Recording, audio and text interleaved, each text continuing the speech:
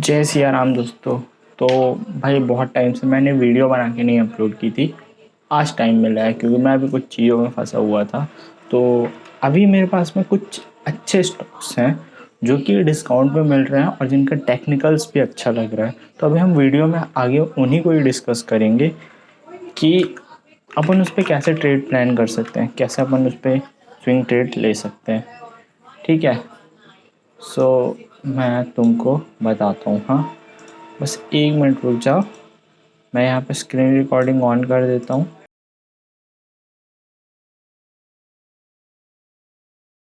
तो recording on हो चुकी है, तुमको यहाँ पे बगल पे दिखाई दे रहा होगा। तो देखो, सबसे पहले तो मैं बता देता हूँ कि ये वीडियो मैं कल शूट करना चाहता था ताकि मैं मंडे के पहले ही, मतलब मार्केट खुलने से पहले ही मैं तुमको बता सकूँ। बट अनफॉर्चुनेटली उस दिन कुछ काम आने पड़ा और मैं नहीं शूट कर पाया, इसलिए मैं आज शूट कर रहा हूँ। तो देखो, इंडिया मार्ट का क्वार्टरली रिज़ल्ट है, रिज़ल्ट अच्छा आया है।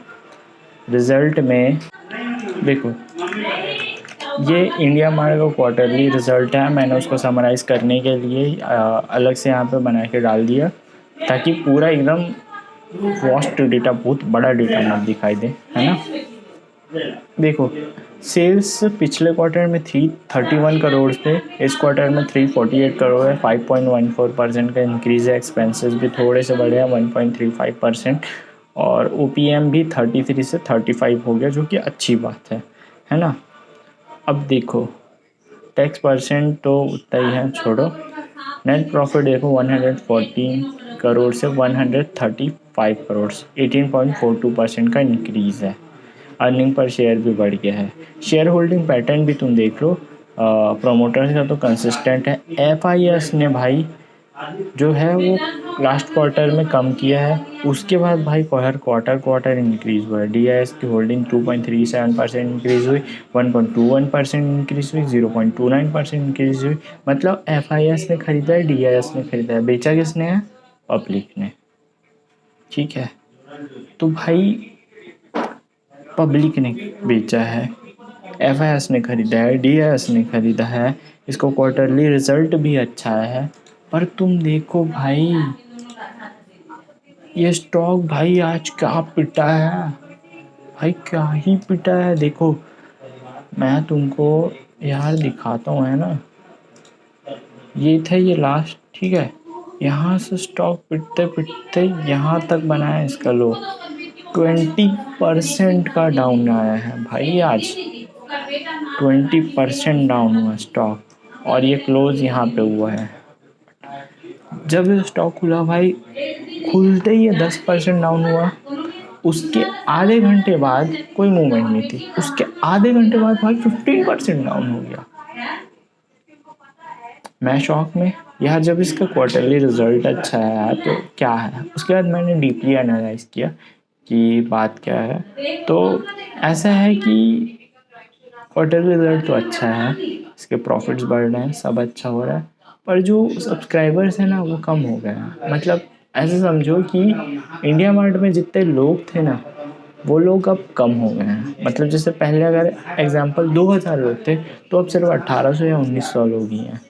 इस वजह से स्टॉक पिट के गिर चुका है। क्या ये बाउंस बैक करेगा? पता नहीं। कुछ कुछ इसके सपोर्ट जोन है। पहला सपोर्ट जोन तो ये ब्रेक कर दिया है और दूसरा ये रहा। मैं यहाँ पे 2 इसलिए किया हूँ क्योंकि यार यहाँ पे गैप बहुत ज़्यादा है, वरना फिर मैं या तो यहाँ रखता या तो यहाँ रखता। ज़्यादातर मैं जो सपोर्ट लाइन है ना, वो यहाँ रखना पसंद करता हूँ। यहाँ भी रखता हूँ, यहाँ पे गैप ज़्यादा है, इस वजह से ऐसा रखा है मैंने। तो अभी देखना है कि क्या यहाँ से ये बाउंस बैक करके ऊपर जाता है या इसको ब्रेक करके और नीचे चला जाता है। जिन्होंने इसको ख़रीद रखा होगा, ये देखो, इस चार्ट पैटर्न के अनुसार भाई ये स्टॉक अच्छा से ऐसा है, यहाँ पे बार बार सपोर्ट ले लेके ऊपर जा रहा था, लेकिन अचानक से फिर भाई जो गिरा है वो स्टॉक क्या ही गिरा है। और जो वॉल्यूम में आज सेलिंग हुई है ना, वो भाई हुई नहीं है। बहुत टाइम से ऐसा कुछ नहीं हुआ है। देखो,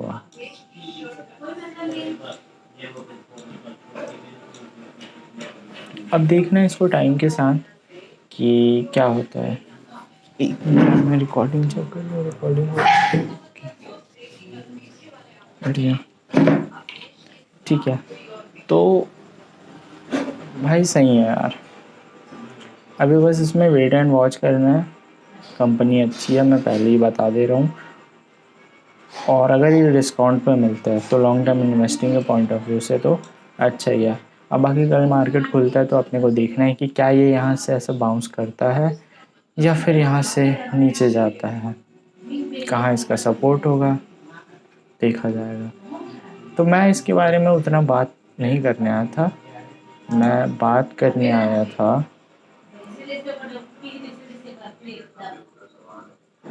अब कंपनीज के बारे में, ठीक है। तो सबसे पहला कंपनी जो है ना वो गोदरेज एग्रोवेट है, ये वाला स्टॉक। देखो ये इसका ऑल टाइम हाई था, ठीक है, ऑल टाइम हाई इसने इस दिन बनाया था फरवरी 2018 में।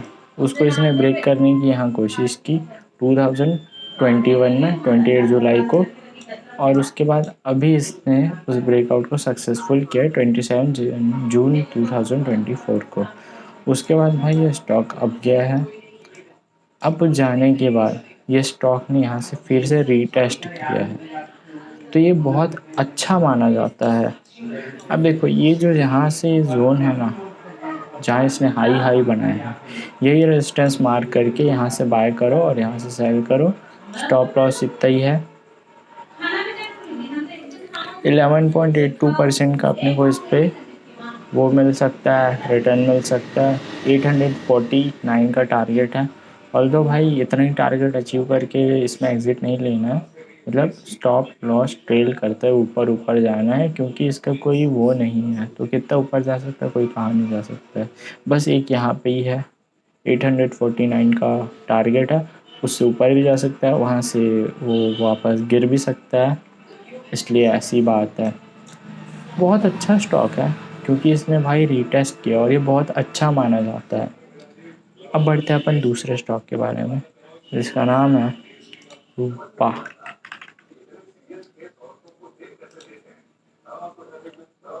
बांग्लादेश में कुछ इशू चल रहा था, उनकी जो क्या बोलते हैं पीएम बोलते हैं या वो भी है जिन्होंने रिज़ाइन किया था, उसके बाद मिलिट्री ने टेक ओवर कर लिया वहाँ का पूरा कंट्रोल। तो बोला जा रहा है कि अब वहाँ का जो टेक्सटाइल बिजनेस है वो दो जगह शिफ्ट हो सकता है, एक तो वियतनाम में, एक तो अपने इंडिया में। मतलब थोड़ा थोड़ा बिजनेस दोनों जगह बढ़ जाएगा। तो उसमें कुछ कंपनी मैंने सिलेक्ट की थी जिसमें ये रूपा का नाम था। ये सही जा रही थी भाई, यहाँ से ये ऐसा up down up down up down, यहाँ पे बार बार इसने सपोर्ट लिया और ये वाला ट्रेंड लाइन पे रेजिस्टेंस लिया, लेकिन फाइनली भाई यहाँ से ब्रेक डाउन हो गया और ये कंपनी गिरती गई। लेकिन ये वाला जो है ना एक बहुत तगड़ा सपोर्ट जोन है, तो यहाँ से कंपनी ने फिर से यहाँ से बाउंस बैक लिया और यहाँ से अप गई, लेकिन फिर से भाई कंपनी डाउन जा रही है और फिर से यहाँ पे आ गई है। अब वेट एंड वॉच का टाइम है कि क्या ये कंपनी यहाँ से ऊपर जाती है, क्या कंपनी यहाँ से और नीचे गिर सकती है। सब समय का खेल है, देखना है अपने को क्या करना है। देखो ये 294 है, फिर 324 है, फिर उसके बाद 361 है, ऐसे छोटे छोटे टारगेट है। तो यहाँ से अगर बाउंस बैक करती है तो यही मेरा सबसे पहला तो ये है, यहाँ पर स्टॉप लॉस मैं कर दूंगा जब ये इसको क्रॉस करेगा। उसके बाद यहाँ कर दूंगा और उसके बाद धीरे धीरे करके बढ़ाते यहाँ चल दूंगा और ये कंपनी ऊपर जाती है तो। और अगर ये नहीं जाती है तो भाई इस पर स्टॉप लॉस अपना पकड़ो और निकल जाओ इस कंपनी से, क्योंकि भाई इसके बाद कुछ नहीं है। इसके बाद भाई सीधा पिटेगी तो यहाँ तक पिटेगी, तगड़ा पिटेगी, यहाँ तक 237 तक पिट सकती है कंपनी। और जो इन्वेस्टिंग पॉइंट ऑफ व्यू से अच्छा है, क्योंकि जब इसका क्वार्टरली रिजल्ट आएगा तब हमको देखना है कि क्या सच में बांग्लादेश के ना होने की वजह से इस कंपनी को फ़ायदा हुआ है, इसका क्वार्टरली रिजल्ट में जो वो शो हुआ है या नहीं हुआ है।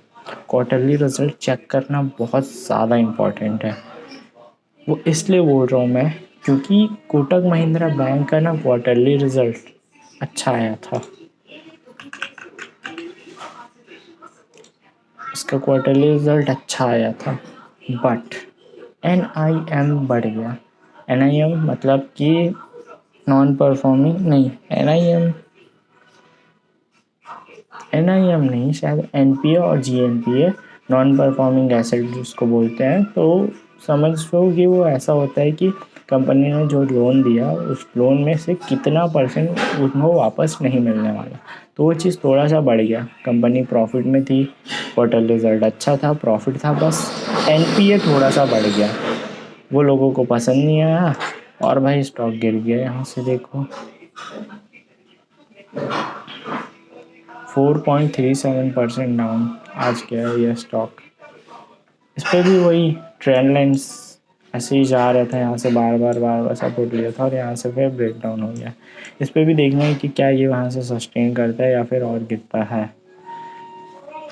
अभी मार्केट में प्रेशर है कि चाइना का स्टिमुलस पैकेज है जिसे एवाईएस सेल करके बाहर जा रहे हैं। इंडिया का कुछ इन्फ्लेशन का डेटा आया था जो कंट्रोल में नहीं है, अभी भी इन्फ्लेशन बहुत हाई है, उसको लो कर रहे हैं। तो इंटरेस्ट रेट कट करने का अभी कुछ क्वार्टर में तो कोई चांस नहीं लग रहा है। इस वजह से भाई जब ना मार्केट जो है वो डरी हुई या ऐसे टाइप कुछ प्रेशर में रहती है ना, तो बस छोटे छोटे रीज़न चाहिए होते हैं और बड़ा बड़ा परसेंट कंपनी का गिर जाता है। और जब बुल रन में होता है तब ये सब इग्नोर कर दिया जाता है। इसलिए भाई क्वार्टरली रिजल्ट चेक करना बहुत ज़्यादा इम्पोर्टेंट है। जो भी कर रहे हो भाई बहुत ज़्यादा इम्पोर्टेंट है, चेक करते जाओ। ठीक है, ये 2 कंपनीज थी। तीसरी कंपनी के बारे में बता रहा हूँ मैं तुमको, वो बजाज फिनसर्व नहीं है, वो है Bajaj finance. Bajaj finance limited. देखो ये कंपनी भाई ऐसी थी, यहाँ से ऐसा ऐसा ये, यहाँ से इसने ये किया और फिर भाई इसने अपना ऑल टाइम हाई सब ब्रेकआउट करने के लिए ये चल पड़ी। यहाँ से था इसका ऑल टाइम हाई ब्रेक करके 5.25% का अपन को गेन हो सकता था, बट भाई अचानक से याद होगा स्टिमुलस पैकेज आया था और उसके बाद सारे स्टॉक पिट रहे थे, तो उसमें ये स्टॉक भी पिटा और उसके बाद उसने यहाँ पे थोड़ा सा कंसोलिडेशन दिखा करके नीचे जाने लगा। अब वो वापस इस ट्रेंड लाइन पे आ रही है। अब ये देखना है कि क्या इस ट्रेंड लाइन को क्रॉस करके नीचे चले जाएगी या यहाँ से फिर वो बाउंस बैक करके ऊपर जाएगी। ऑल्दो इसका क्वार्टरली रिजल्ट कल आने वाला है, जो कि एस्टिमेट है अच्छा नहीं आ रहा है, ऐसा कहा जा रहा है। तो देखना अगर ये अच्छा नहीं आता है तो भाई ये पिट जाएगा, और अगर अच्छा आता है तो हो सकता है ये यहीं से बाउंस बैक करके ऊपर चले जाए। वो वक्त की बात है, इसको भी अपने वॉच लिस्ट पे रखना है कि क्या होता है। और कल इसका क्वार्टरली रिजल्ट आने वाला है, वो अपने को चेक करना है। अब हम बढ़ते हैं अपनी 5वीं, कितनी कंपनी बता दी मैंने, 1 2 30, चौथी कंपनी की ओर, मारिको लिमिटेड। भाई ये क्या है यार, ये ट्रेडिंग भी होगा ना, मेरे को समझ ही नहीं आता यार ये ऐसा क्यों है, मतलब इशू क्यों है।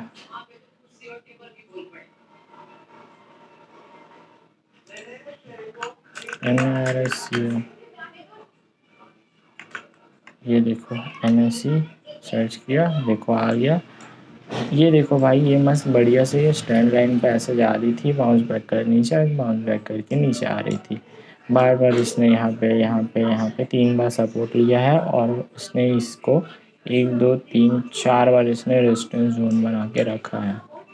ये वाला जो लाइन है वो इसका ऑल टाइम हाई का लाइन है। देखो बहुत पहले बनाया था मैं, जब ये यहाँ पे नहीं आई थी। अब देखो इसको वॉच लिस्ट में रखना है और देखना है कि क्या भाई ये यहाँ से बाउंस बैक करके ऊपर जाती है, जाती है तो बढ़िया है, और नहीं जाती है तो भाई ये स्टॉक कहाँ तक पिट सकती है।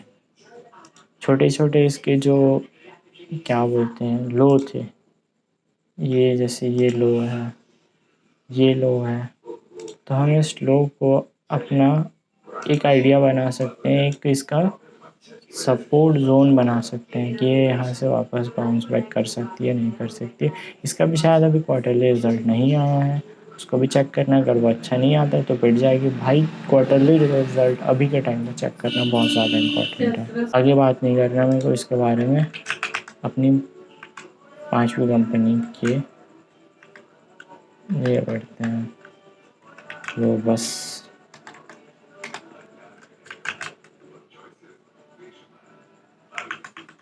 अपनी 5वीं कंपनी ग्लोबस स्पिरिट, इसका भी वही है, ट्रेंड लाइन इसने फॉलो किया और फिर से वापस इस ट्रेंड लाइन पे आई है।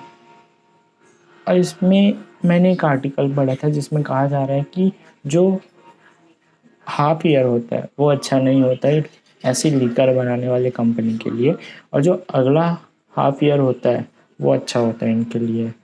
तो अभी फेस्टिव सीज़न भी आ रहा है और इस वजह से इसका स्टॉक अच्छा जा सकता है और ये अभी अपने मस्त सही जोन पे है। तो अभी इसको भी वेट एंड वॉच करना है कि क्या ये यहाँ से ऊपर जाती है या फिर नहीं जाती है। क्वार्टरली रिजल्ट चेक करना बहुत ज़्यादा इम्पोर्टेंट है, अगर वो भी अच्छा नहीं आता है तो ये भी पिटेगी।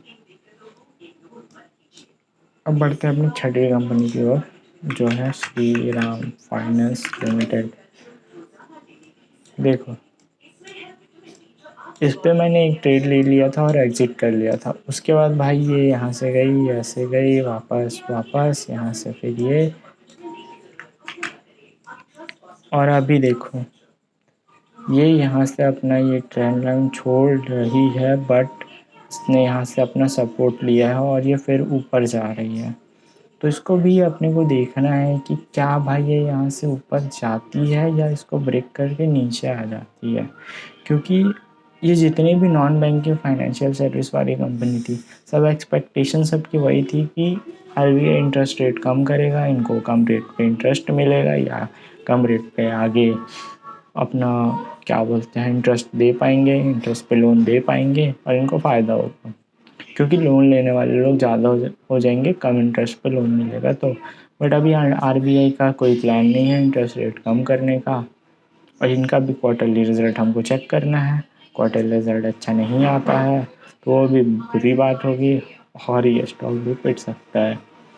क्वार्टरली रिज़ल्ट चेक करना बहुत ज़्यादा इंपॉर्टेंट है अभी के टाइम में। इसलिए भाई अभी के टाइम में ना इसलिए अभी के टाइम में ना बहुत ज़्यादा प्रेशर है, और मतलब ऐसी है कि 3-4 न्यूज़ के बेसिस पे कुछ और है जो मेरे को सर्च करना है, बट उनको सर्च करने से ज़्यादा इम्पोर्टेंट अभी सबको क्वार्टरली रिजल्ट को चेक करना। और कोटक महिंद्रा बैंक की वजह से ऊपर ऊपर से नहीं भाई, डीपली तुमको चेक करना पड़ेगा। नहीं, इंडिया मार्ट की वजह से डीपली चेक करना पड़ेगा कि जो वो दिखा रहा है वो सच में क्वार्टरली रिजल्ट अच्छा है या नहीं। क्योंकि क्वार्टरली रिजल्ट में प्रॉफिट बुक करने के बाद भी कुछ चीज़ें अगर लोगों को पसंद नहीं आती तो भाई वो स्टॉक पिट रहा है। तो मेरा ऐसा है भाई, जितना पैसा है हमारे बैंक अकाउंट में तो उतना ही रहे, रैदर दैन कि भाई कम हो जाए अपना पैसा। थोड़ा सा पैसा भी प्रेशर ज़्यादा है क्वार्टरली की वजह से। नेक्स्ट कंपनी के बारे में बात करूँ तो मैजडॉक शिप बिल्डर्स लिमिटेड, ये है अपनी कंपनी। ये मैंने बहुत टाइम से ट्रैक करके रखा हुआ था क्या करना है इसके साथ। ये भाई ये एक फॉलिंग वेज बना के ये जा रही थी फाइनली जा करके भाई इस कंपनी ने यहाँ से ब्रेकआउट किए हैं, और ब्रेकआउट करने के बाद ये फिर से ऊपर जा रही है।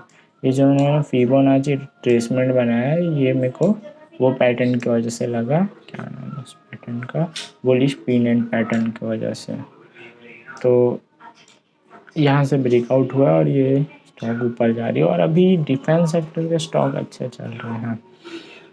जीआरएसई को देख लो तुम लोग, मैजडॉक को देख लो, हिंदुस्तान एरोनॉटिक्स लिमिटेड को देख लो। इस पर भी वही सेम है कि यहाँ से ये जा रही थी और यहाँ से ब्रेकआउट हुआ, ब्रेकआउट के बाद ये कंपनी ऊपर जा रही है। तो तुम मैजडॉक को भी चेकआउट कर सकते हो। अब भाई एक ऐसी कंपनी है जिसके बारे में मेरे को लास्ट डिस्कस करना था, डी मार्ट। इसका क्वार्टरली रिजल्ट खराब आया है, इसकी वजह से भाई ये मात्र 28 दिनों में 27.65% गिर गई है। ये मैंने कुछ कुछ लाइंस ड्रॉ किए हैं जो इसके लिए सपोर्ट का काम कर सकते हैं, बट इसको भी वेट एंड वॉच करना है कि क्या ये आगे बढ़ सकती है, मतलब यहाँ से बाउंस बैक करती है या नहीं करती है। क्योंकि भाई थोड़ा सा ये प्रीमियम वैल्यूएशन पे ट्रेड कर रही थी, और ऐसा ही होता है जब अच्छा टाइम चल रहा होता है मार्केट में, बुलिश बुलिश ट्रेंड चल रहा होता है, तो सब बड़ा वैल्यूएशन, हाई वैल्यूएशन सब चलता है। लेकिन जब थोड़ा प्रेशर आता है मार्केट में तो सारी कंपनीज पनिश होती है। और अभी एफआईआईस का पैसा ज़्यादातर निकल रहा है बड़ी कंपनीज में, लार्ज कैप कंपनीज में, और ये भी लार्ज कैप कंपनी है तो इससे भी पैसा निकलेगा। ऑल्दो भाई मैंने सारे ट्रेड डिस्कस कर लिया, सबका बस कंक्लूजन यही है कि क्वार्टरली रिजल्ट भाई चेक करते रहो जिस भी कंपनी का आ रहा है, अगर और डीपली चेक करो कि अगर अच्छा है तो ठीक है भाई, और नहीं है तो भाई मौका नहीं मिलता बेचने का। तो देखना है बस अभी क्या करना है, कैपिटल पूरा नहीं डालना है, कम कम कैपिटल लगाना है, क्योंकि अभी प्रेशर चल रहा है तो हो सकता है अपना पैसा डूब भी जाए इस वजह से।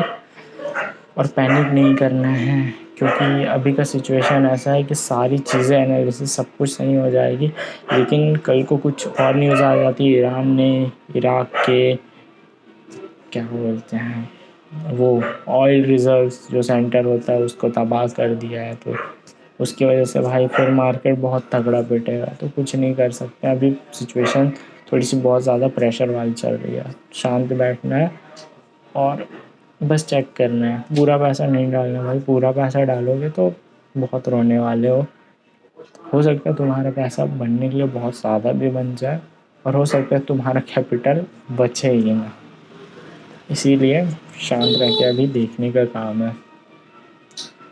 ठीक है, तो आज की वीडियो के लिए बस इतना ही। आई होप कि तुमको ये वीडियो पसंद आई होगी, ये पसंद आई होगी तो इसको लाइक करना, शेयर करना, और अपन मिलते हैं नेक्स्ट, डिस्कस करते हैं कि कुछ कुछ और न्यूज़ हैं जिसके बेसिस पे मेरे को स्टॉक सिलेक्ट करना है। अभी दिवाली आ रहा है तो उसके लिए भी कुछ स्टॉक सिलेक्ट करने हैं, वो मैं नेक्स्ट वीडियो में तुम्हारे साथ शेयर करूँगा कि मैं कौन कौन से स्टॉक को सिलेक्ट कर रहा हूँ दिवाली के लिए। तो बाय बाय।